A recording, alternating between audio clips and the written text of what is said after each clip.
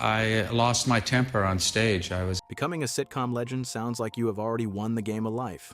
Money, fame, Emmys, huge paychecks, and millions of American families inviting you into their living rooms every week. But is that really true? The faces on this list once ruled the sitcom world of the 80s and 90s. They had classic roles and the kind of fame regular actors could only dream about. But many years later, the spotlight was not kind to everyone. One person had a career blown apart by a single tweet. One person made an entire generation laugh for years, then died in a tragedy tied to addiction and medication. But not everyone fell apart. Some people held on to their dignity, got older, and became even more loved. These are 10 sitcom legends of the 80s and 90s then and now. Is someone you used to love on this list? Watch until the end, because sometimes fame is the most dangerous gift Hollywood ever gives a person. Number 10. Michael Richards. Can you believe it? Michael Richards once made about $600,000 per episode in the final season of Seinfeld, then almost lost Hollywood after just a video that lasted a few minutes. That was not the fall of some ordinary supporting actor. That was the fall of the man who once turned Kramer into one of the most recognizable sitcom characters of the 90s. When Seinfeld premiered in 1989, Michael Richards was already 40 years old. He was not some young Hollywood guy pushed straight onto the screen, and he had gone through stand-up sketch comedy, small roles, and years of grinding that not everyone got to see.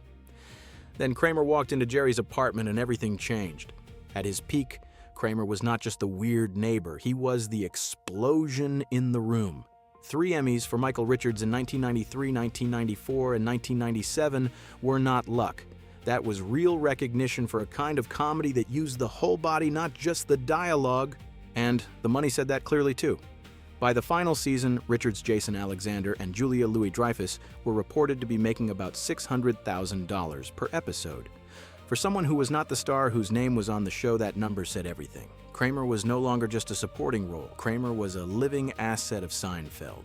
But that shadow was also too big. After Seinfeld ended in 1998, Richards tried to step out on his own with The Michael Richards Show in 2000. That series quickly failed. It was a bitter moment. Viewers loved Kramer, but they were not sure they wanted to follow Michael Richards when he was no longer Kramer. Then, in 2006, everything really broke. During a performance at the Laugh Factory in Hollywood, Richards got angry at a group of audience members who were heckling him and used racist language. The video was recorded, spread across America, and his career almost froze. Man, just a few minutes. One man took 9 years to become Kramer, then lost almost everything in one night.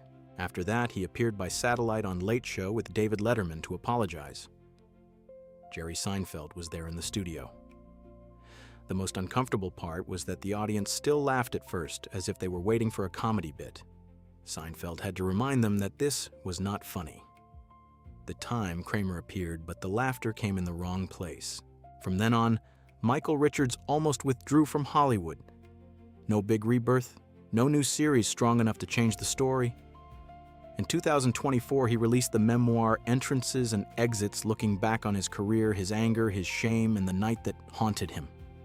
He also revealed that he had prostate cancer in 2018 and had to undergo surgery partly because he wanted to live and be there for his young son. If Michael Richards is the story of a door slamming shut, then the next person is the story of a woman walking through another door, bigger, louder, and much more powerful. Number 9, Fran Drescher. In 1993, Fran Drescher made America remember her as the loud nanny in The Nanny. 30 years later, she became the person standing in front of Hollywood to announce that actors were going on strike. When The Nanny premiered on CBS in 1993, Fran Drescher was already 36 years old. This year, she is 69. In Hollywood, that age is no longer the new girl, just discovered kind of age, but Fran did not need to be discovered. She brought herself to the screen. What you need to remember is that Fran did not just walk into an existing sitcom. She co-created and produced the show with Peter Mark Jacobson, her husband at the time. In other words, Fran Fine was not a pretty dress placed inside a sitcom. Fran Fine was a brand Drescher brought herself. Queen's Jewishness, the nasal voice, big hair, loud fashion, and a confidence that refused to shrink just to make anyone comfortable. The Nanny ran from 1993 to 1999. During that time, Drescher received 2 Emmy nominations for playing Fran Fine in 1996 and 1997. Those two nominations are a reminder that behind that big laugh was real craft. Fran could dress like fireworks, but her comic timing was not random at all. And as usual with American television, what shines brightest on screen does not mean real life is easy to breathe through. Fran survived a sexual assault in 1985. Her marriage to Peter Mark Jacobson ended, and later he came out as gay. But she did not turn her life into a pile of ashes. She stayed close with Jacobson and even turned that story into creative material for Happily Divorced. In 2000, Fran was diagnosed with uterine cancer at age 42 after 2 years of misdiagnoses by multiple doctors. She had to undergo a radical hysterectomy and accept that she could not have children. Just hearing that is enough to make you angry. For Fran, it did not stop at anger. She founded Cancer Schmancer, wrote books pushed for early cancer detection, and turned her private pain into a public warning for women. Then came the chapter that no one in the nanny era could have predicted. In 2021, Fran Drescher became president of SAG-AFTRA. In 2023, she became the face of Hollywood's biggest actors' strike in decades, as the fight centered on streaming residual money and artificial intelligence. That is the best reversal. The voice people used to imitate an American living room suddenly became the voice of an entire union. Not a role, not a reunion show. Real power. By 2025, she did not run for another SAG-AFTRA term. That same year, she received a star on the Hollywood Walk of Fame on her 68th birthday. Number 8, Ted Danson. When Cheers premiered on NBC in 1982, Ted Danson was 35 years old. This year, he is 79. He played Sam Malone, a former Boston Red Sox baseball player who became the bartender and owner of Cheers. At its peak, Cheers was not just a hit sitcom. It was a fake place that real America visited every week. But Danson's fame was not just about style, it was in very real numbers. Cheers ran from 1982 to 1993. The final episode in 1993 had about 93 million viewers. Danson won 2 Emmys for playing Sam Malone in 1990 and 1993. And his salary of $450,000 per episode in the early 90s showed that he was not just a leading actor. He was the economic center of one of the biggest television machines in America. What is impressive is that after Cheers, Ted Danson was not buried alive in that bar. Many sitcom stars get one huge role and then spend the rest of their lives walking around its old shadow. Danson did not.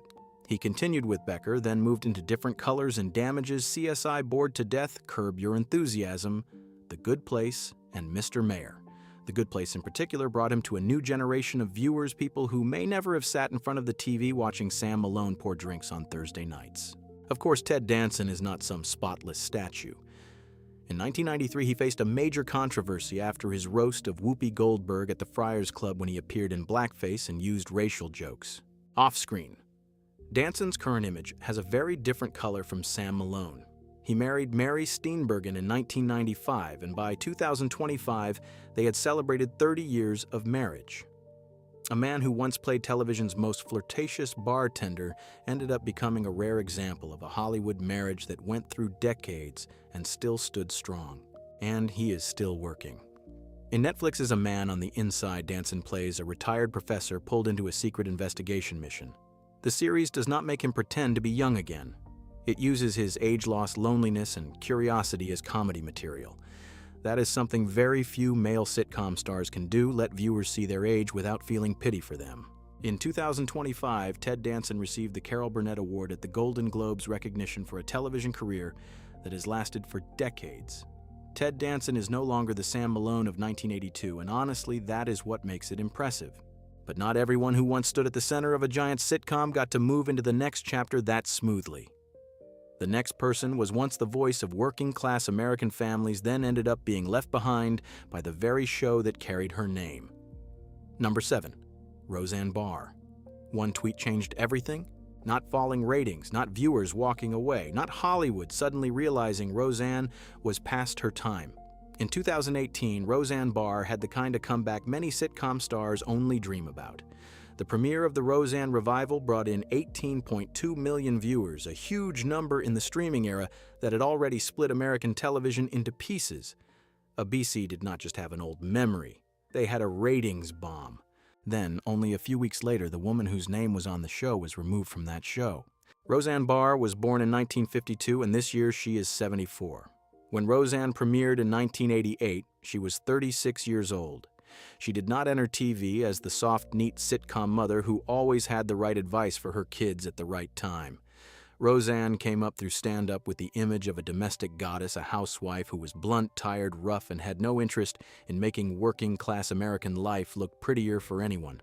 And that show won big. In the 1989 to 1990 season, Roseanne fought for the #1 spot with The Cosby Show, which was no small thing at a time when Cosby was basically the king of family television.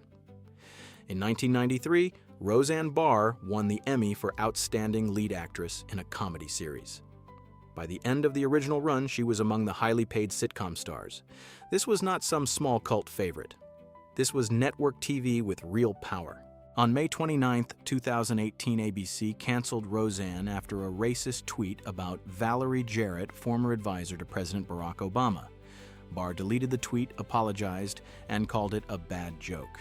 But the damage had already happened. A woman who had once changed television with a mouth that refused to stay quiet ultimately lost television because of that same mouth.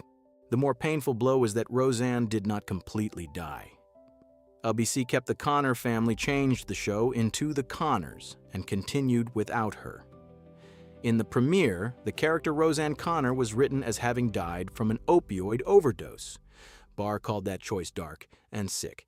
Just think about it. The woman who once put the Connor house on the map of American television was ultimately buried by that same house in the storyline. The Connors ran 7 seasons and ended in 2025. John Goodman later said he had not spoken to Roseanne for 7 or 8 years. That number almost lines up exactly with the crack from 2018. So what is Roseanne doing now? She has not returned to mainstream Hollywood in some grand, forgiven way.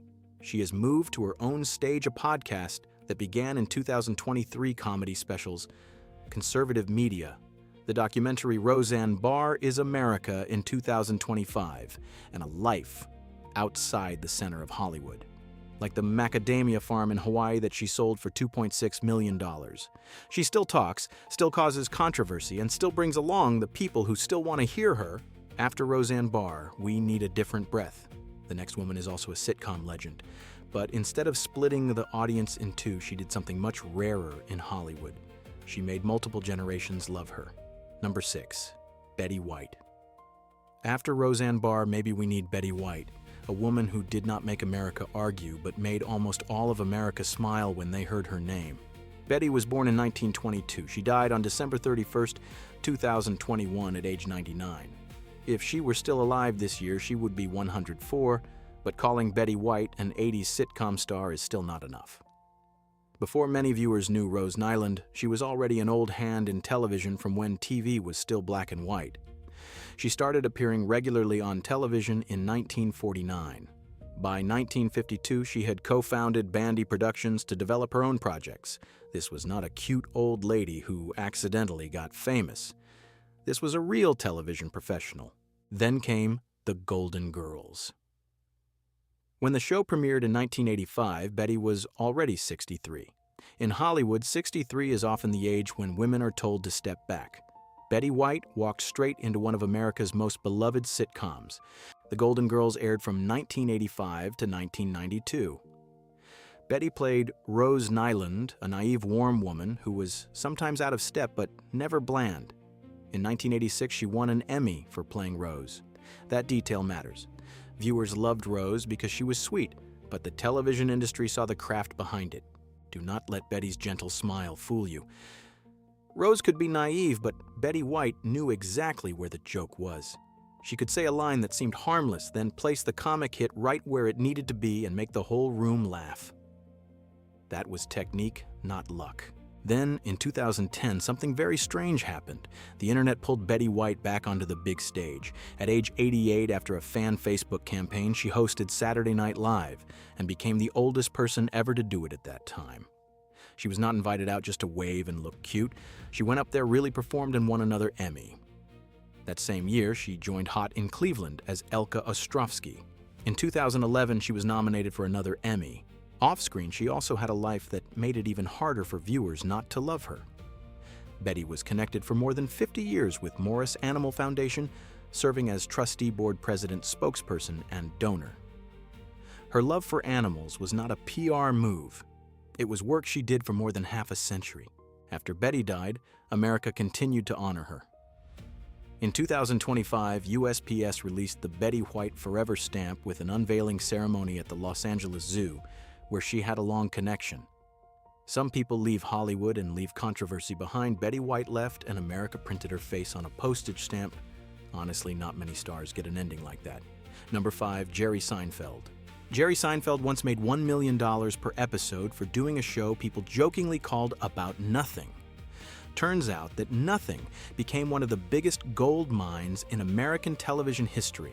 When Seinfeld premiered in 1989, Jerry was 35 years old. This year he is 72. He did not enter sitcoms like a traditional TV actor. He was a stand-up comedian in New York, a guy who made a living by looking at the smallest things in life and asking, "Why is this so weird?"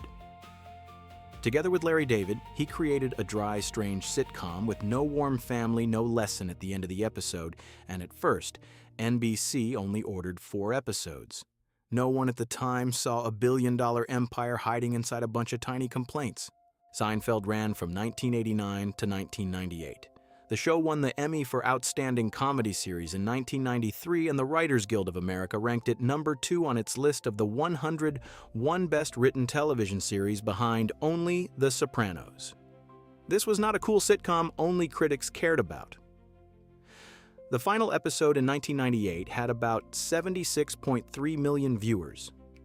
That was American television back when it could still truly create a shared event. That night, if you did not watch the next morning, you were basically outside the conversation. Money tells the story very clearly, too. Jerry is credited with making $1 million per episode in the final season. After the show ended, Seinfeld kept printing money through syndication, reruns, and streaming. Time reported that by 2010, the show had brought in about $2.7 billion from reruns, and Netflix later paid more than $500 million for global streaming rights. He did not just star in a sitcom, he owned a money printing machine powered by the most annoying little things in American life. And then Jerry did something very few people in Hollywood are clear-headed enough to do. He stopped while he was still winning. NBC once wanted to keep Seinfeld for season 10 with a reported offer of about $5 million per episode. Jerry said no. A lot of people do not know when to get up from the table. Jerry knew. And that table kept making him money for decades afterward. After Seinfeld, he did not try to turn himself into someone else. No chasing action movies. No trying to make serious drama. He went back to stand-up, cars, coffee, and conversations with other comedians in cars getting coffee.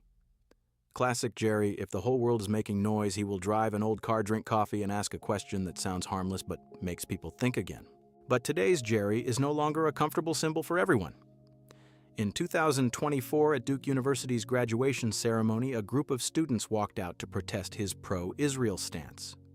Around the same time, while promoting Unfrosted, his feature-directing debut on Netflix, Jerry said, "The movie business was no longer the peak of culture the way it used to be, and Unfrosted itself was not exactly an overwhelming victory." To be honest, old age for Jerry is not soft. It is dry, stubborn, sometimes irritating, and very Jerry.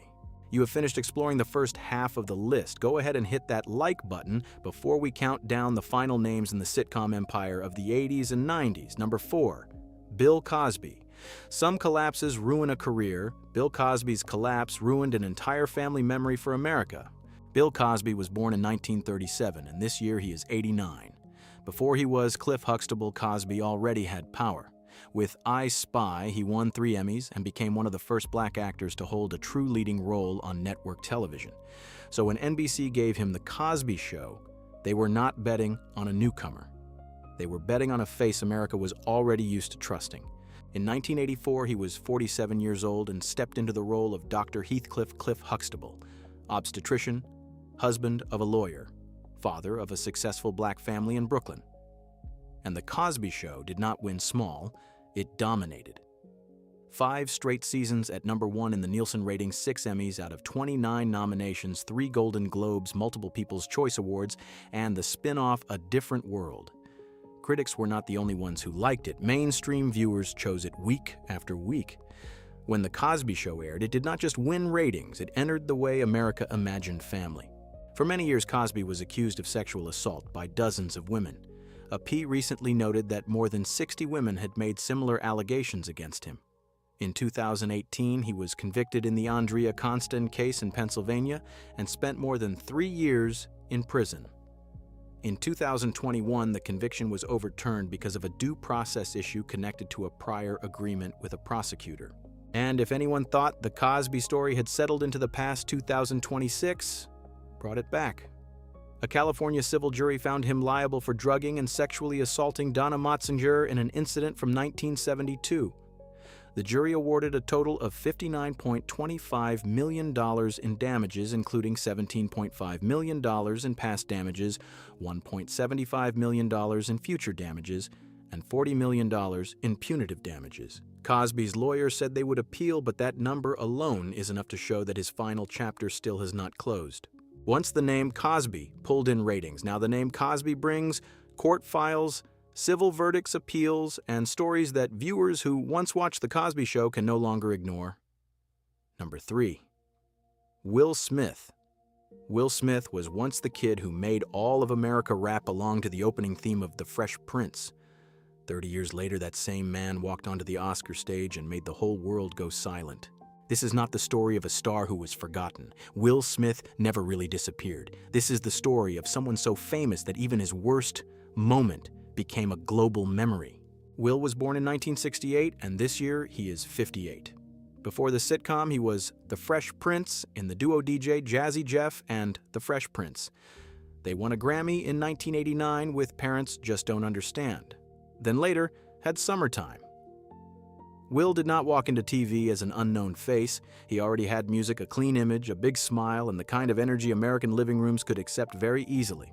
But behind that early shine, his life was not as neat as a music video. Will once ran into financial and tax trouble.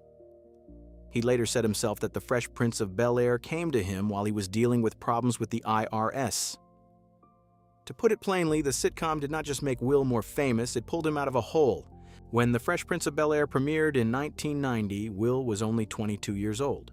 The show ran until 1996, and the original idea was not exactly safe, putting a young rapper at the center of a network sitcom. Then, after the sitcom, Will did something extremely rare. He escaped the role. In 1996, the same year Fresh Prince ended, he had Independence Day. After that came Men in Black Ali, The Pursuit of Happiness, I Am Legend, Aladdin, and Bad Boys. A lot of sitcom stars spend their whole lives proving they are not just the old character. Will Smith did not need permission. He walked straight into the global box office and became one of the biggest movie stars in the world. In 2022, he won the Oscar for Best Actor for King Richard. That should have been the perfect ending. Young rapper sitcom star, box office. King finally, an Oscar-winning actor. But that night was not remembered only for the gold statue. Before accepting the award, Will walked onto the stage and slapped Chris Rock after a joke about Jada Pinkett Smith.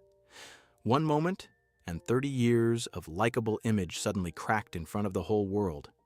The Academy later banned him from Oscar events for 10 years. Will resigned from the Academy, apologized, and called his own action indefensible. Right now, the story is still being written. In 2024, Bad Boys Ride or Die opened with $56 million in North America, a clear sign that audiences had not completely turned away. In 2025, West Philadelphia named a stretch of street Will Smith Way near his old school. Around that same time, Will returned to music with the album based on a true story, his first music project in 2 decades. Will Smith still has a career fan's box office power and a hometown that calls his name, but after the Oscar slap, he is no longer the harmless symbol he used to be. Number 2. Michael J. Fox. Michael J. Fox was once the fastest young guy in America's living rooms. Then at age 29, he learned his body would no longer listen to him the way it used to. Michael J. Fox was born in 1961, and this year, he is 65. When Family Ties premiered on NBC in 1982, he was only 21 years old. He played Alex P. Keaton, the conservative, ambitious son who loved money and success, living in a family with parents who once carried a free-spirited hippie mindset. Put simply, Alex was the 80s in a suit sitting in the living room talking like a Wall Street broker trapped inside the body of a sitcom son. That role was supposed to be just one part of the Keaton family, but Michael J. Fox had the kind of energy that made the camera keep following him. Family Ties ran from 1982 to 1989, and Fox won 3 Emmys and 1 Golden Globe for playing Alex. This was not a case of cute young actor gets popular. This was real craft. His timing was sharp, his lines were fast, his reactions were fast, and every time Alex entered a scene, the show felt like it had more electricity. Then Fox did what many sitcom stars cannot do. He did not get trapped inside Alex P. Keaton. With Back to the Future, he became a global movie star. Later, he returned to television with Spin City and kept winning big with another Emmy, Golden Globes, and SAG Awards. He did not just have one good chapter, he had many chapters, but in 1991 at age 29, Michael J. Fox was diagnosed with Parkinson's. He did not go public right away. Not until 1998 did he tell the world. And from then on, the Michael J. Fox story was no longer just about ratings, awards, or box office. It became the story of a man learning how to live with a body that betrayed him day by day. For an actor like Fox, Parkinson's was not just an illness. It struck the very tools that made him who he was. The man once famous for talking fast, moving fast, turning fast, now had to face a disease that made every movement unpredictable. But this is the impressive part. Fox did not turn his illness into a public pity show. In 2000, he founded the Michael J. Fox Foundation to push Parkinson's research. To date, the organization has invested more than $2.5 billion in research. Fox once said the ultimate goal was to make his foundation no longer need to exist because by then people would have found a cure. In recent years, Fox's image has only grown stronger. The documentary Still a Michael J. Fox Movie premiered in 2023, then won an Emmy for Outstanding Documentary Special. In 2025, he received the Presidential Medal of Freedom, the highest civilian honor in the United States. Fox had announced his retirement from acting in 2020 because of his health. But in 2025, he still returned with a guest role in Season 3 of Shrinking. He also had the book Future Boy, looking back on the period when he was filming Family Ties and Back to the Future at the same time. But if Michael J. Fox is the story of a man fighting his own body while still holding on to dignity, then the final name brings us to a different kind of pain. Someone who once made an entire generation laugh with the fastest jokes in the room, while in real life he was fighting something the audience could not see. Number 1, Matthew Perry. This is the name that has to close the list, not because Friends was just a big sitcom. It really was huge. But Matthew Perry stands here because his story touches the most painful dark side of nostalgia. Sometimes the person who makes us laugh the most is the person hurting the most when the camera turns off. Matthew Perry was born in 1969. If he were still alive this year, he would be 57. When Friends premiered in 1994, he was only 25 years old. He played Chandler Bing, the sarcastic, insecure office guy who talked fast and dodged feelings with jokes that were even faster. Friends ran from 1994 to 2004 and became one of the biggest sitcom machines in America. The finale in 2004 drew 52.5 million viewers. Perry was nominated for an Emmy in 2002 for playing Chandler. By the final period, all 6 main cast members reached a salary of $1 million per episode. This was not a small show living off nostalgia. This was American television on an event scale. The next morning, if you had not watched Friends, you were basically outside the conversation. But this is the part that makes it hard to watch again.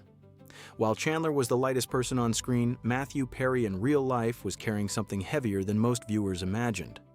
He struggled with alcohol pills treatment, recovery, and relapse for years. Later in his memoir, Friends, Lovers, and the Big Terrible Thing, Perry spoke directly about addiction. He did not try to polish it. He named it after Friends. Perry kept working. He had Studio 60 on the Sunset Strip, the Ron Clark Story Go On, and many other projects. But honestly, for millions of people, Matthew Perry will always be Chandler. That is glory, but it is also a very large shadow. When the whole world loves you for a character who uses humor to hide insecurity, while you in real life are also breaking inside that line, becomes cruel. In 2022, Perry released his memoir and said he wanted to be remembered not only for Friends, but for helping other people face addiction. Then, on October 28, 2023, Matthew Perry died at age 54. The medical examiner's report said the cause was related to the acute effects of ketamine with drowning as a contributing factor. The news stunned viewers because in many people's minds, Chandler was still somewhere in that old apartment about to say one more sarcastic line and make the whole room laugh. After that, the story became even heavier. An investigation into the source of the ketamine was opened. 5 people were charged in connection with his death, including doctors, an assistant, and a drug supplier. By 2026, Jasveen Sangha, called the ketamine queen by the media, was sentenced to 15 years in prison. Perry's death was no longer just a personal tragedy. It became a story about addiction, celebrity medication, and the people surrounding a star when he was at his weakest. Being a one-time sitcom legend does not mean life behind the scenes is always easy. So, is that the Hollywood curse?